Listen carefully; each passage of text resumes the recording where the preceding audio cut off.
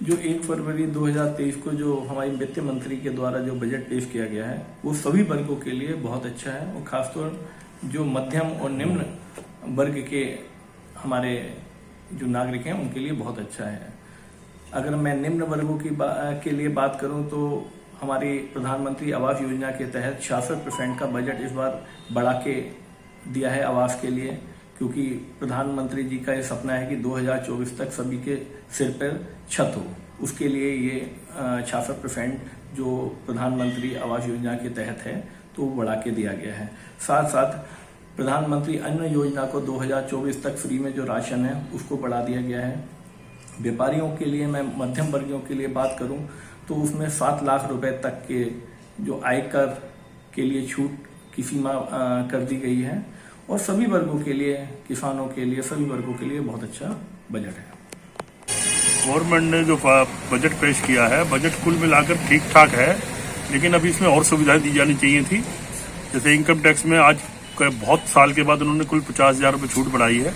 इसे बढ़ाकर 7 लाख का जो उनके दो इसमें चल रहे हैं वर्जन, उसमें एक ही वर्जन होना चाहिए था 7 लाख का, ये अलग अलग नहीं होना चाहिए। और इसमें छूट इसको 3 लाख वाले को बढ़ाकर भी 7 लाख करनी चाहिए। इसके अतिरिक्त कुछ चीजों पर जो है सिगरेट पर टैक्स बढ़ाया, उससे आम आदमी को फर्क नहीं पड़ता। तो जो सिगरेट पिएगा, जो बुरा काम करेगा वो देगा, लेकिन अन्य चीजों पर भी अभी और छूटें मिलनी चाहिए थी। किसान को भी कुछ राहत मिलनी चाहिए और उसके अलावा व्यापारी को भी और राहत देनी चाहिए। रेलवे में इन्होंने अच्छा, मतलब कि काफी अच्छा बजट जारी किया है और हम आशा करते हैं कि रेलवे आने वाले अगले साल में काफी तरक्की करेगा, ऐसी हमें उम्मीद है। लेकिन अभी छूटें इसमें और बढ़ने की हैं, जो कि सरकार को उस पर विचार करना चाहिए। इन्हें मतलब लोगों को महंगाई को रोका जाए, ये हमारी मांग है और उसके हिसाब से राहतें बढ़ाएं, जिससे आम आदमी को परेशानी कम से कम हो। किसानों को लाभ मिला इसके अंदर? बहुत कुछ ऐसा नहीं है कि मतलब विशेष कोई ऐसा ना लाभ है ना हानि है। अच्छा, सोना चांदी भी क्या हाल है? सोना चांदी के रेट बढ़े, सोना चांदी के रेट से कोई फर्क नहीं पड़ता, टैक्स ही तो बढ़ाया उन्होंने। अच्छा, 4 पहिया गाड़ियां हैं या टीवी भी है, उनको सस्ता कुछ नहीं? 4 गाड़ी के पैसे बढ़े हैं जी और टीवी के पैसे बढ़ते हुए। ये बजट जो है ना, बजट उद्योगपतियों का है। हमें बहुत उम्मीदें थी कि प्रधानमंत्री जी ने किसानों को एक वादा किया था कि 22 में आय दुगनी हो जाएगी। हो सकता है 22 से लेके अब तक 1 साल में इन्होंने कोई ऐसी चीज बनाई हो, बजट के द्वारा ये लेके आए किसानों की आय 23 में ही दुगनी हो जाए। लेकिन एक धोखा और घोषणाएं साबित हो रही हैं और कुछ नहीं। तो लाभ किसी को नहीं मिल रहा है। इसका लाभ अभी आपके सामने है, वो हिंडनबर्ग की रिपोर्ट आई हुई है, अडानी जी ले रहे हैं।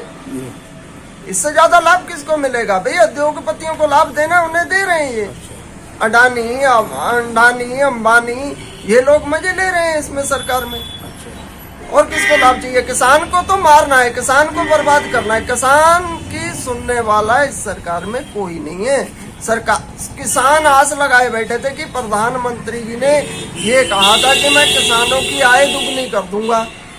उनको पूरी उम्मीद थी कि ये जो बजट आएगा इसमें प्रधानमंत्री जी कोई ऐसी चीज लेके आएंगे। सीतारमण जो हमारी मंत्री हैं वो एक ऐसा पिटारा लेके आएंगी जिससे किसानों को बहुत बड़ा लाभ होगा, गरीब वर्ग को लाभ होगा, मजदूर को लाभ होगा, जो छोटा व्यापारी है उसे लाभ होगा। लेकिन इनका तो बिल्कुल ही उन्होंने ये कर दिया कि इनका तो नाम मिटाना है।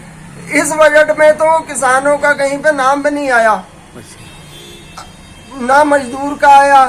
क्या आया कि हम ये कर रहे हैं, बस खाली घोषणा, एक घोषणाओं का पिटारा साबित हुआ ये बजट।